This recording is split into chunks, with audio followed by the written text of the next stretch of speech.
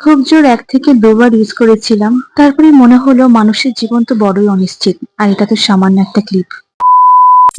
আগের দিনের ব্লগে তো বলেইছি মায়ের শরীরটা ভালো নেই, তবে আজকে কিন্তু শরীরটা অনেকটাই বেটার। সকাল সকাল আমি চলে গেলাম বাজারে, কারণ রোদের তেজ সকাল থেকেই ছিল মারাত্মক। আগেই চলে গেলাম একটা ডাব কিনতে, যেহেতু মায়ের পেটের একটু সমস্যা, তাই ডাব খাওয়াটা তো খুবই জরুরি। তারপর মাছ, মাংস আর টুকিটাকি সবজি, মানে যা যা লাগবে মোটামুটি সবই কিনে নিয়েছি। আগামী ১ সপ্তাহ আমাকে আর বাজার যেতে হবে না। আর এটা হচ্ছে আমাদের রামতলার বাজার। আর এই প্রচন্ড গরমে ডেলি বাজার যাওয়াটা পসিবলও নয়। মোটামুটি হাফ স্নান করে বাড়ি ফিরলাম, আর বাড়ি ফিরে নিজের জন্য বানালাম ১ গ্লাস গ্লুকন, আর সাথে খেলাম একটা বাপুজি কেক। আর তারপর বাজার থেকে কেনা মাছগুলোকে ধুয়ে পরিষ্কার করে নুন হলুদ মাখিয়ে রেখে দিলাম। ভেবেছিলাম আমি মাছের ঝোলটা করব, কিন্তু মা বললো যে আমায় করতে হবে না, মায়ের শরীরটা এখন ঠিক আছে। আগের দিন আমি যেরকম নিরামিষ ঝোল মায়ের থেকে শিখে বানিয়েছিলাম, মা আজকেই ওরকমই পাতলা ঝোল করেছিল, সাথে মাছটা দিয়ে। মাছটা খুব ফ্রেশ ছিল, আর এরকম পাতলা ঝোল আমার সব থেকে ফেভারিট। লাঞ্চ করার পর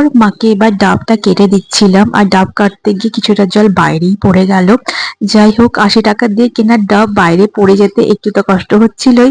আর ডাবের জলটা না খুব ভালোই ছিল, মা খেয়ে বললো, আর আমাকে একটু দিল, আমি একটু টেস্ট করেছিলাম। আর আজকে সন্ধ্যেবেলা বেশ অনেক যুগ বাদে নিজের জন্য লেমন টি বানিয়েছিলাম, মা খাবে না বললো। সাথে নিয়েছিলাম সুইট কর্ন। আজকে ডিনারটা আমি জাস্ট ফাটাফাটি বানিয়েছি। চিকেন স্টু বানিয়েছিলাম, যেটা খেতে এতটাই ভালো হয়েছিল যে মা বলেছে আরো একদিন বানাবো। নেক্সট যেদিন বানাবো তোমাদের সাথে রেসিপিটা আমি শেয়ার করবো। আজকের ব্লগটা এই পর্যন্তই, চলো আসি, বাই।